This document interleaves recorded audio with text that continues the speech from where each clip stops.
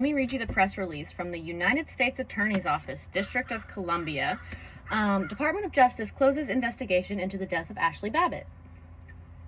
The U.S. Attorney's Office for the District of Columbia's Public Corruption and Civil Rights Section and the Civil Rights Division with the Metropolitan Police Department's Internal Affairs Division, IAD, conducted a thorough investigation of Miss Babbitt's shooting.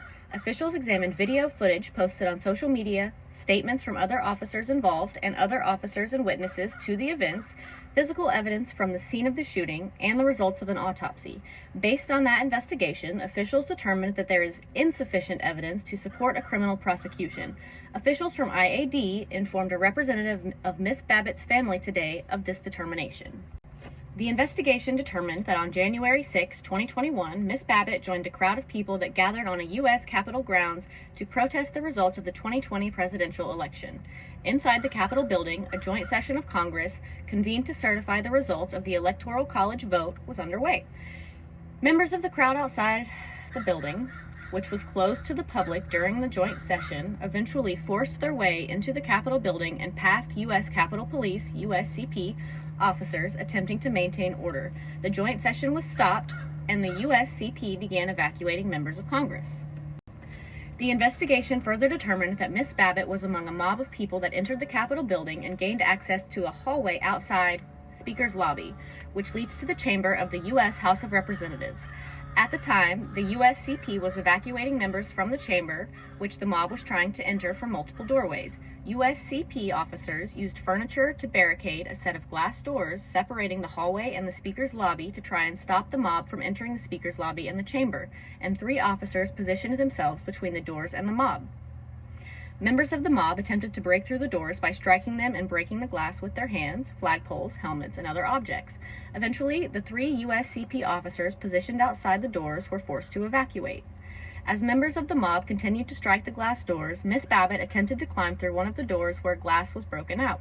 An officer inside the Speaker's Lobby fired 1 round from his service pistol, striking Miss Babbitt in the left shoulder, causing her to fall back down from the doorway and onto the floor. A USCP emergency response team, which had begun making its way into the hallway to try and subdue the mob, administered aid to Miss Babbitt, who was transported to Washington Hospital Center where she succumbed to her injuries. The focus of the criminal investigation was to determine whether federal prosecutors could prove that the officer violated any federal laws, concentrating on the possible application of 18 U.S.C. 242, a federal criminal civil rights statute. In order to establish a violation of this statute, prosecutors must prove beyond a reasonable doubt that the officer acted willfully to deprive Miss Babbitt of a right protected by the Constitution or other law, here the Fourth Amendment right not to be subjected to an unreasonable seizure. Prosecutors would have to prove not only that the officer used force that was constitutionally unreasonable, but that the officer did so willfully, which the Supreme Court has interpreted to mean that the officer acted with a bad purpose to disregard the law.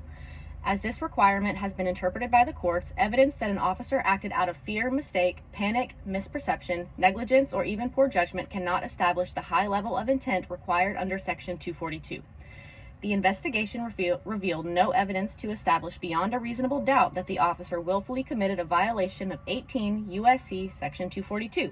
Specifically, the investigation revealed no evidence to establish that at the time the officer was fired a single shot at Miss Babbitt, the officer did not reasonably believe that it was necessary to do so in self-defense or in defense of the members of Congress and others evacuating the House chamber. Acknowledging the tragic loss of life and offering condolences to Miss Babbitt's family, the U.S. Attorney's Office and U.S. Department of Justice have therefore closed the investigation into this matter. Updated April 14, 2021.